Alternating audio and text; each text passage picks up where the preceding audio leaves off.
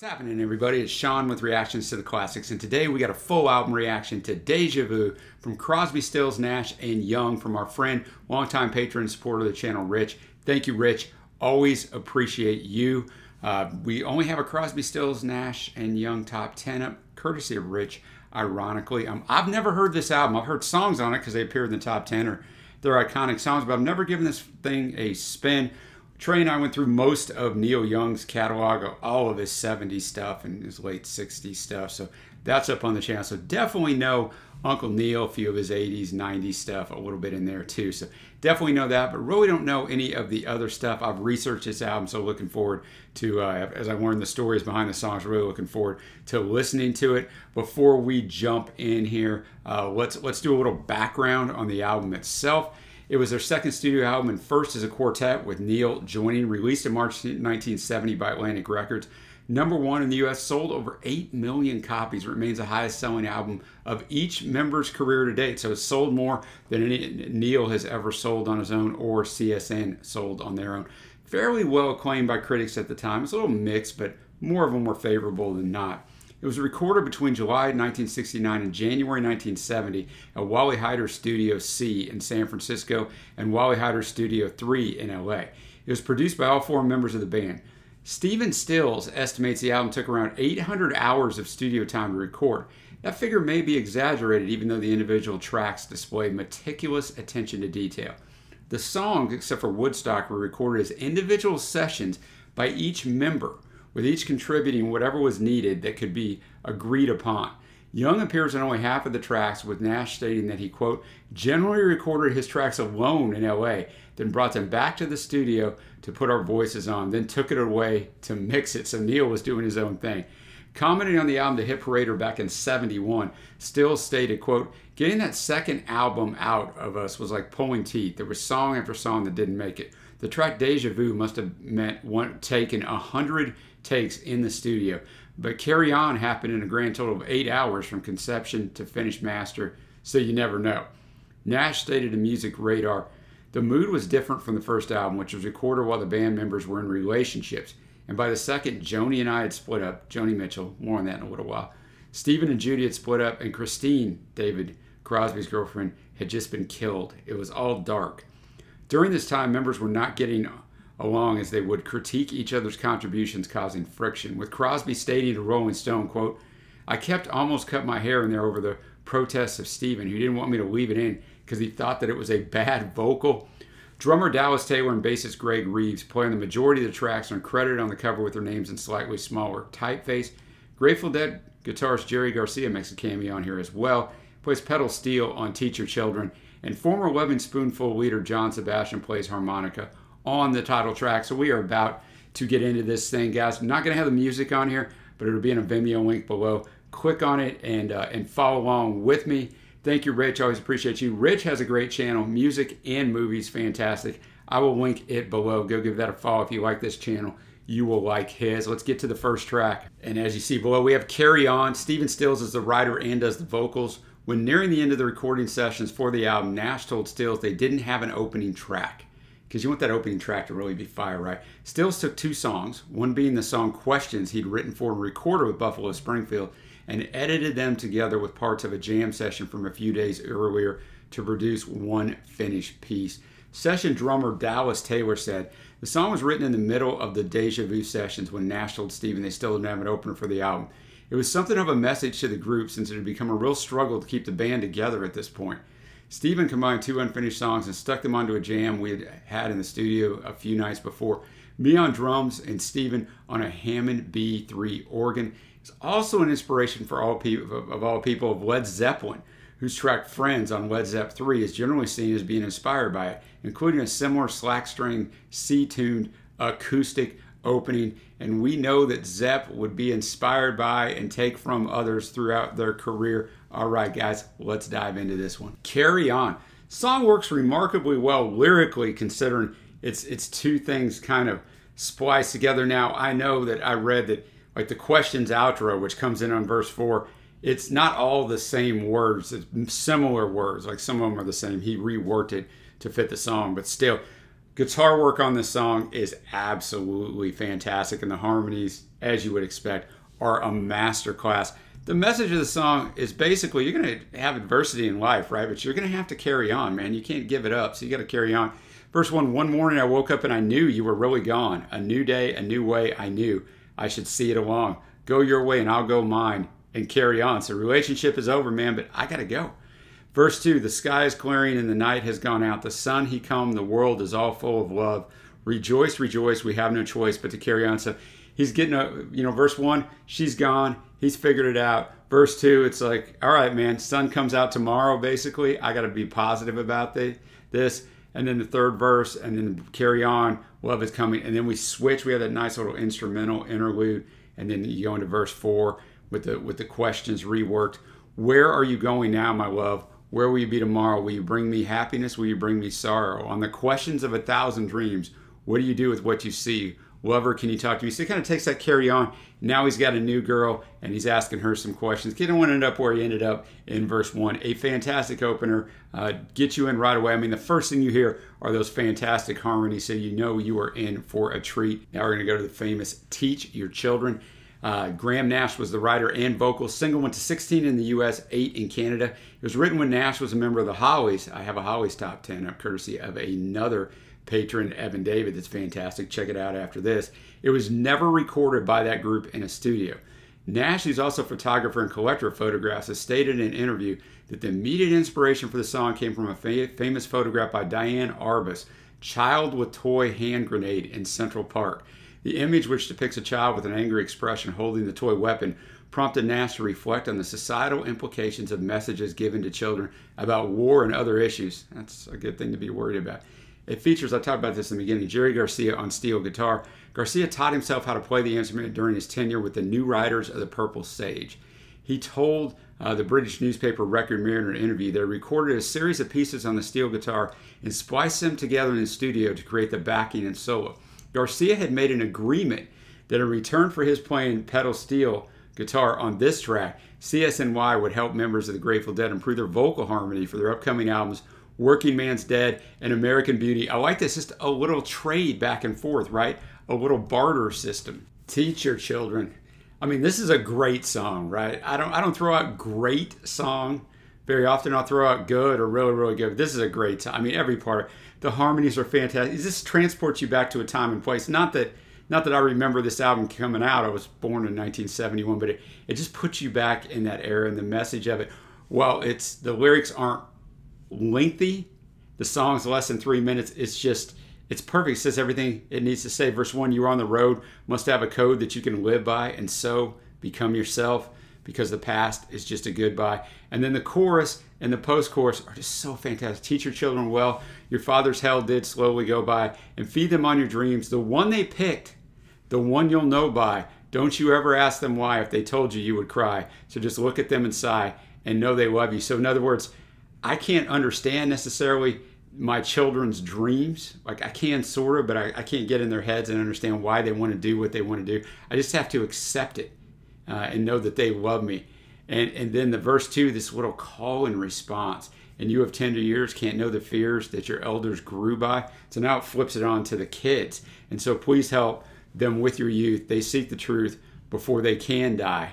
And then it's teach your parents well. It just flips it all.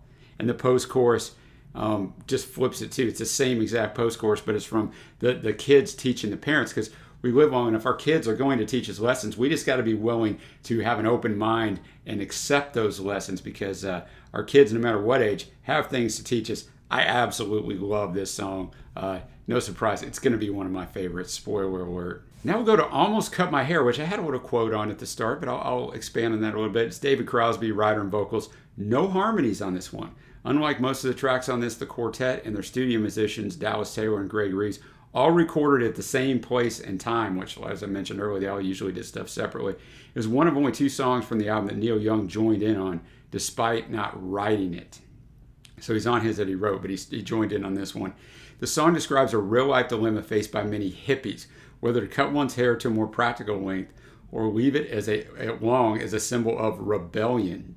Although the notion of long hair as a freak flag appeared earlier, notably in a 1967 Jimi Hendrix song, If 6 Was 9. Crosby's song has been credited with popularizing the idea of long hair as a deliberate and visible symbol of the wearer's affiliation with the counterculture and opposition to establishment values. The song also evokes the singer's paranoia at seeing the police. James Perrone writes that, quote, more than any other song of the entire era, it captures the extent to which the divisiveness in American society had boiled over into violence and terror. That's a huge statement because there's a lot of songs about this during that time. Crosby stated, quote, it was the most juvenile set of lyrics I've ever written, but has a certain emotional impact. There's no question about that. Almost cut my hair. Definitely a different sound than the first two tracks with no harmony vocals on there. David talking a little bit in the start and then getting into the song.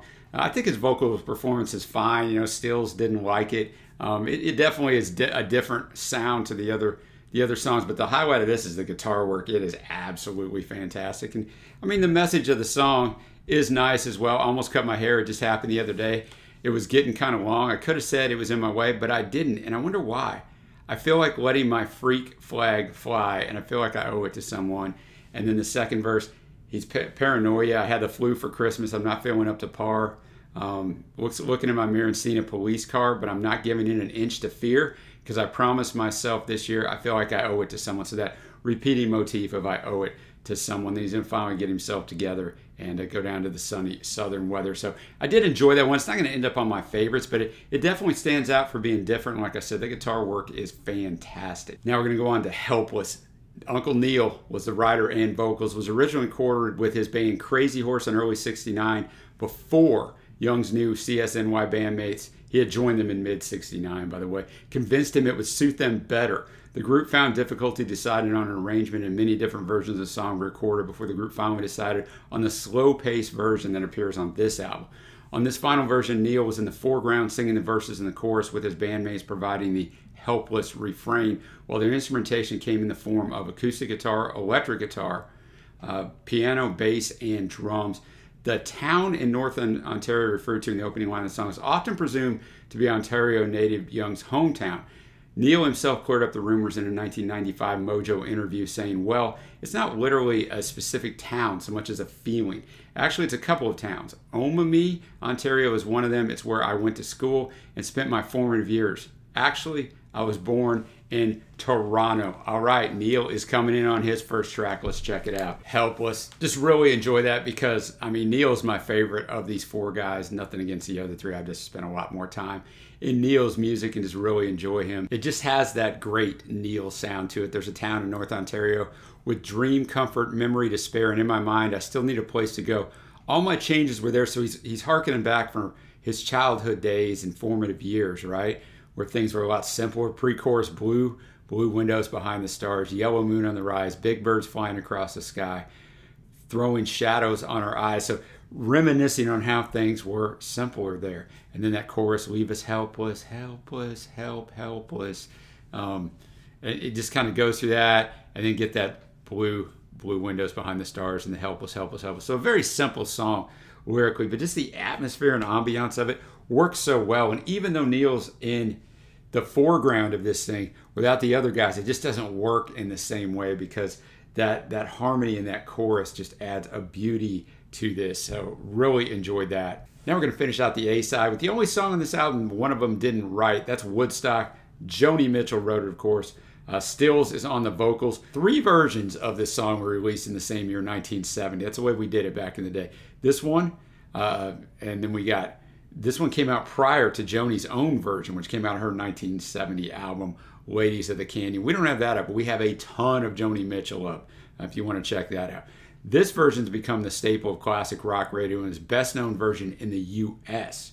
Mitchell's version was the B-side to her single, Big Yellow Taxi. The third version by the British band Matthews Southern Comfort became the best known version in the UK and was the highest charting version of the song, reaching the top of the UK charts in 1970. So Joni was enjoying those writing royalties, I'm sure. As the name implies, the lyrics refer to the Woodstock Festival in 1969. Telling the story of a concert goer on a trek to attend the festival, Mitchell famously was unable to actually perform at the festival due to scheduling conflicts. She was inspired to write the song based on the account of the festival relayed by her then boyfriend, Graham Nash, who had performed there. This was the lead single of this album, 11 in the US, 3 in Canada, and was one of the few Deja Vu tracks where Crosby, Stills, Nash & Young all performed their parts in the same session. Later, the original lead vocal by Stills was partly replaced with a later vocal recorded by Stills, who recalled, "I replaced 1.5 verses that were excruciatingly out of tune." Woodstock. This one has a different sound to it, maybe a little edgier sound. I don't know how to describe it. It like fits the Woodstock mantra. The guitar work, once again, I'm a broken record, but it's fantastic on it. The drumming is quite good as well, and the harmonies just work. Even though they didn't write it, it sounds like something they could have written. You know, it starts out they're coming upon a road. He was walking along the road, came upon a child of God. Where are you going? They're going down to Woodstock. And then we get that we are stardust, we are golden, we are billion-year-old carbon, and we've got to get ourselves back to the garden. So a little religious overtones here. The Garden of Eden. Well, then can I walk beside you? I've come to lose the smog, the environmental stuff, and I feel myself a cog and something turning in the machine, right? This counterculture thing. So this person's going to join and go on down to Woodstock. And then we get a lot of the we are the stardust, we are golden. By the time we got to Woodstock, we were 500,000 strong, and everywhere was a song and a celebration. And I dreamed I saw the bomber jet planes riding shotgun in the skies. And then the very last, we are stardust, we are golden, but we are caught in the devil's bargain, and we got to get ourselves back to the garden. So wonderfully arranged, great vocal performance. I don't know what it sounded like before he went in and replaced it, but a good way to start out or to finish off side A. Now we go over to the B side, or side 2, however you want to label them, with the title track, Deja Vu. We got Crosby as a writer and vocals. Remember, John Sebastian actually plays on this one. He plays the harmonica. Deja Vu, a great name for an album. This song was a miss for me. It's just me. I mean, it was okay, but just doesn't really stand up to the other songs so far on the album. Crosby said he wrote it after an experience he had on a friend's sailboat. When he started sailing, he felt as if he'd known, or he had done it before and knew exactly what he was doing. This is David's quote. "I knew way more about it than I should have. It doesn't make sense. I wasn't thinking about that specifically when I wrote the song. It just came, but in hindsight, the song was informed by those experiences. I felt then and now that I have been here before. I don't believe in God," which is unfortunate for myself as a Christian that David doesn't believe in God. "But I think the Buddhists got it right. We do recycle." Once again, don't agree with that, but the song's fine. I mean, it's about deja vu, and I feel like I've been here before. And you know, it makes me wonder what's going on under the ground. Do you know? Don't you wonder what's going on down under you? We've all been here before. Good guitar work as usual. Good harmonies as usual. The song is just kind of a miss for me. I'm surprised, as vital as it was back in the vinyl days, that they started off side 2 with this song. But now we're going to go to a classic, Our House. Written by Nash, sung by Nash. Single went to only number 30 in the US, although this has twice as many streams nearly as any other song on this album. It originated from a domestic event that took place while Graham Nash was living with Joni Mitchell in their house at Laurel Canyon in LA. After they'd gone out for breakfast and had bought an inexpensive vase on Ventura Boulevard. Nash wrote the song in an hour on Mitchell's piano. Back in 2013, in an interview with NPR, Nash elaborated. He said, quote, "Well, it's an ordinary moment. What happened is that Joni and I don't know whether you know anything about LA, but on Ventura Boulevard in the Valley, there's a famous deli called Art's Deli. And we've been to breakfast there. We're going to get into Joan's car, and we pass an antique store. And we're looking in the window, and she saw a very beautiful vase that she wanted to buy. I persuaded her to buy this vase. It wasn't very expensive. We took it home. It was a very gray, kind of sleety, drizzly LA morning. And we got to the house in Laurel Canyon, and I said, got through the front door, and I said, you know what? I'll light a fire. Why don't you put some flowers in that vase that you just bought? Well, she was in the garden getting flowers. That meant she was not at her piano, but I was. And an hour later, our house was born out of an incredibly ordinary moment that many, many people have experienced, which I think makes this song more connectable. In the same interview, Nash was asked about the harmonies in the song. He said, it's me and David and Steven doing our best. That's all we ever do. You know, we're lucky enough to be able to do, anything that we want to do musically. Confidence, right? And these two guys are incredibly musicians. Crosby's one of the most unique musicians I know, and Stills has got this blues-based South American kind of feeling to his music. And I'm this, Henry VIII guy from England. It's not supposed to work, but it does somehow. All right, let's do this. Our House. Just a great song, and quite a bit different, obviously, arrangement-wise, because the piano plays such a prominent role because he wrote it on the piano. And he wrote it only an hour, but it's great songwriting because I like a few things about it. Verse 1 is the way he ends the song. So that's the first time we've had that songwriting technique. It's a nice full circle way to sum up a song, especially a song like this. It's basic and simple. Look, it's about our house, and I love our house, and I love our life together, right? And then I like that the chorus is, of course, very famous. It appears in tons of movies and TV shows. That's the part that you just know, but it just has almost a sweetness to it. Then there's that interlude, the wah, wah, wah, wah, wah, wah. Instead of an instrumental break, that really is the instrumental break. That's the tempo shift in the song, the little break in there, and then it's all dialed back at the very end. But, you know, it's fantastic. You know, the chorus, our house is a very, very fine house with 2 cats in the yard. They had 2 cats. Life used to be so hard, and everything is easy because of you. So one of my faves on here. It's the most streamed song for a reason. Now we're up to 4 plus 20. Stills is the writer and vocals on this. It was performed by Stills on solo acoustic guitar. The song describes the inner torments and reflections of a man on his past, present, future.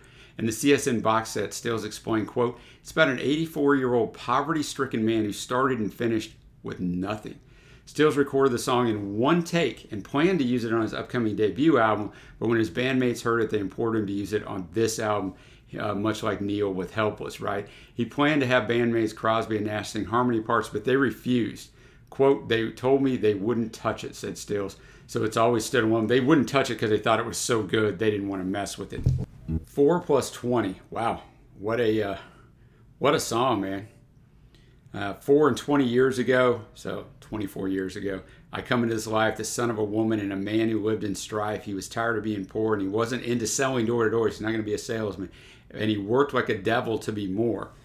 And so he's poor here, financially poor. The second verse, a different kind of poverty now upsets me so. Night after sleepless night, I walk the floor and want to know, why am I so alone? Where's my woman? Can I bring her home? Have I driven her away? Is she gone? And then the last verse, morning comes the sunrise and I'm driven to my bed. I see that it is empty and there's devils in my head. I embrace the many-colored beast. I grow weary of the torment. Can there be no peace? And I find myself just wishing that my life would simply cease. Fantastic songwriting on here. The acoustic is quite nice. I mean, he just does a great job on here. Stills does. I can see why they didn't want to come in, why Crosby and Nash are like, no, because this harmonies, all that stuff, you don't need that on this song. It probably would have worked better as a solo album track, just because of what you think you're getting with CSNY. But it's a really good performance. Now we're going to come to the longest song on the album, Country Girl. It's Whiskey Boot Hill, Down, Down, Down, Country Girl, I Think You're Pretty. We'll get into why it's all those different things in parentheses. But Neal was the writer, and it's Neal with Crosby, Stills, and Nash all on the vocals. It's made up of 3 distinct song segments, the ones I just talked about. The first section, Whiskey Boot Hill, was based on a song that Young had originally started working on way back in 1967 and had released a string quartet arrangement of it on his solo debut album, self-titled. The second section, Down, Down, Down, was from a song that Young had recorded with Buffalo Springfield, which had not yet been released. And the final section was entitled Country Girl, I Think You're Pretty.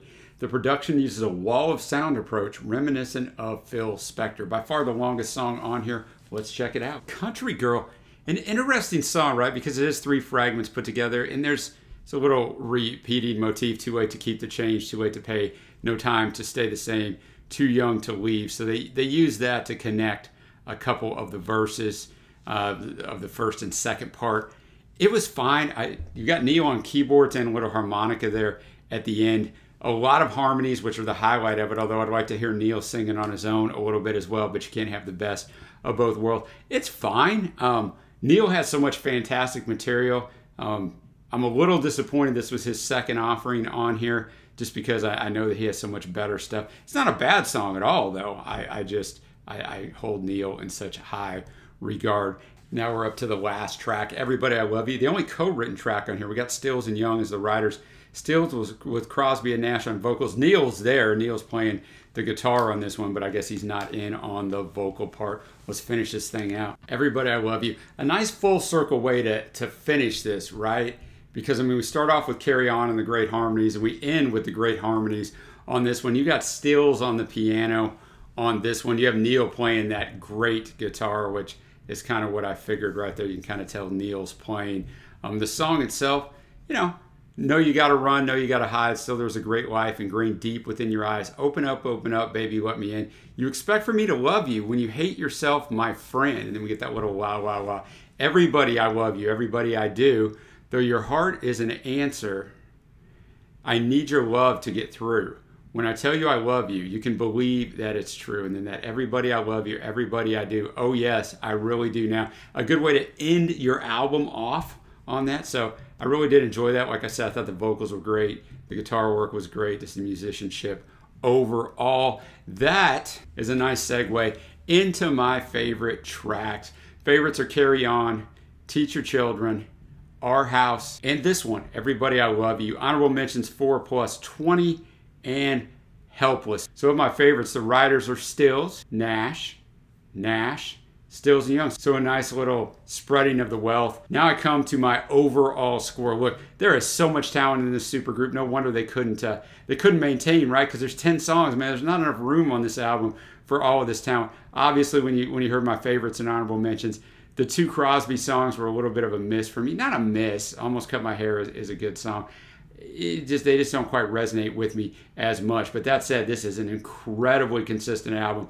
Great musicianship, obviously fantastic writing, fantastic harmonies. I mean, these guys were just great. It's going to be a sky-high 8.5 for me. Like I said, they could have done this as a double album. I'm sure there's so much stuff on the cutting room floor that was just fantastic, but it is great. Rich, thank you for bringing this masterpiece to the channel finally, and thanks everybody for watching. If you'd like to support us in any way like Rich does, check out our Patreon link below or the patron link on the end screen. The patrons make it possible for us to put up videos every single day. Until next time, guys, I will see ya.